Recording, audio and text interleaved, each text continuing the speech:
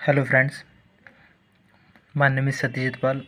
Today I am some study materials of the UPSI examination purpose to IPC Indian Penal Code 1860 to share you.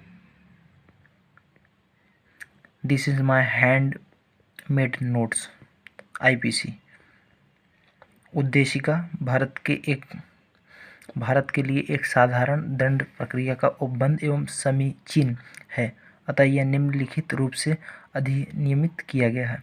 Important fact, और इसका जो act of the 45 है 1860, अधिनियमित 1860 का अधिनियमित संख्या 45 है। अगर सपोज दैट किस एक्ट के तहत ये पारित हुआ था, एक्ट नंबर 45 ऑफ 1860।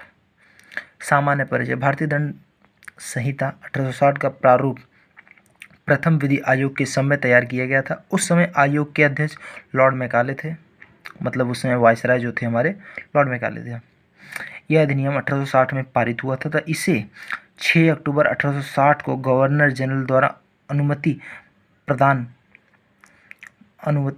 प्राप्त हो गया था और यह लागू या प्रवर्जन 1 जनवरी 1862 से हुआ। दंड संहिता में 23 अध्याय तथा इसमें कुल 511 धाराएं हैं। 23 अध्याय, सपोज दैट जैसे पहले अध्याय में 5 धाराएं हैं, सेकंड अध्याय में भी शायद 11 धाराएं हैं। इसी तरीके से सब बांटी हुई है। तो धाराओं को मैं इसके बाद के वीडियोज़ में एक्सप्लेन करूँगा। अभी आज केवल मैं इसकी हिस्ट्रीज़ के बारे में बताऊँगा कि इसमें टोटल हुआ क्या। ओके फ्रेंड्स, जैसे कि पहले अध्याय में शायद 5 धाराएं हैं और सेकंड अध्याय में जो है हमारे सेकंड अध्याय में इसमें शायद 52 तक टोटल हैं, 6 से लेके 52 तक। और ऐसे ही तीसरे में भी सपोज दैट 100 टू कुछ है, 53 से लेके सपोज दैट कितना है इसमें 50,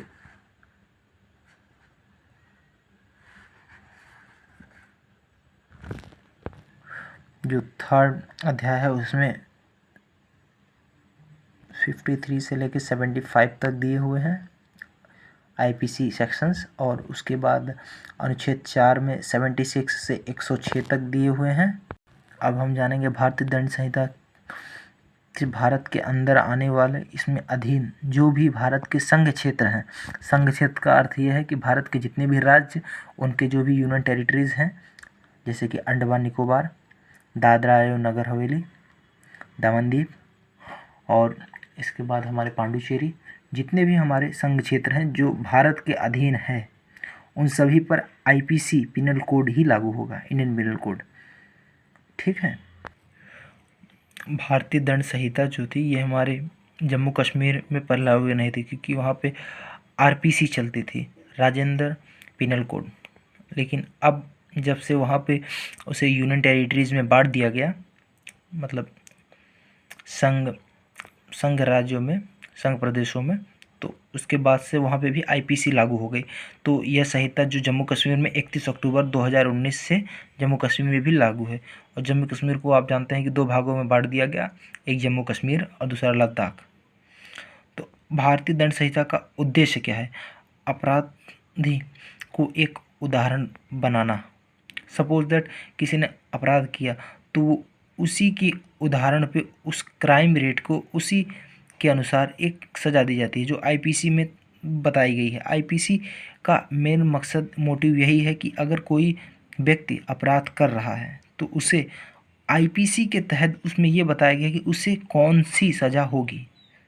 अपराधी को उस अपराध को पुनः करने से रोकना।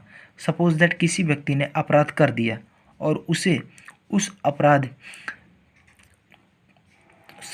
किसी व्यक्ति ने अपराधी को उस अपराध को पुनः करने से रोकना।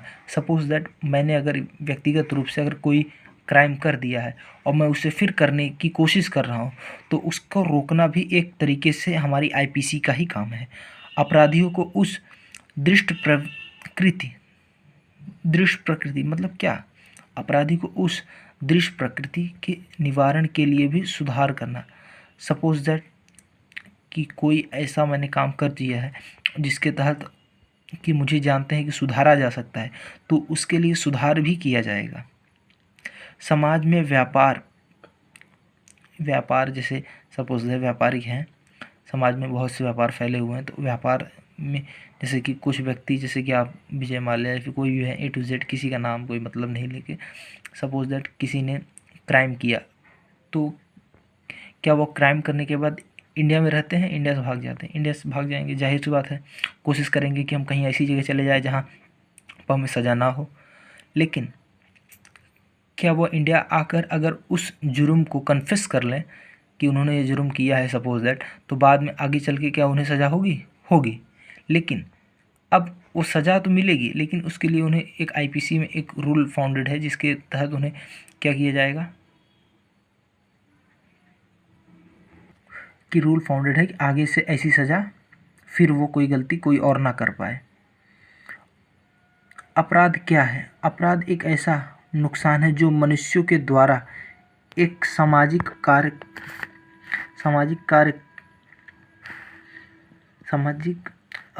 कार्य करने से होता है। ऐसा कार्य जिसे राज्य ने या किसी ने मना किया हो। सपोज दैट आपकी कोई ऐसे कार्य किया जिससे कि किसी और अन्य व्यक्ति को उसके प्रति दुखी होना पड़ रहा है, तो ये एक सामाजिक दुष्प्रभाव है। सपोज़ कि आप अपने घर में संतुष्ट हैं और आपके ही घर को आपके बिना किसी और ने ले लिया, या किसी आपकी ज़मीन पर किसी दूसरे व्यक्ति ने कब्जा कर लिया, तो ये क्या है? ये एक सामाजिक बुराई है जो आगे फैल सकती है। तो उसी के लिए हमारी IPC बनी है, जो IPC उसको प्रावधान करती है। किसी भी कानून, चाहे चोरी हो गई, हत्या हो गए मामले, संज्ञान, हर एक मामले, जैसे बाल विवाह, बिना लाइसेंस गाड़ी चलाना, हत्या करना, चोरी करना, मतलब ऐसी वो व्यवस्था जो आपके समाज में किसी भी अव्यवस्थित कार्य या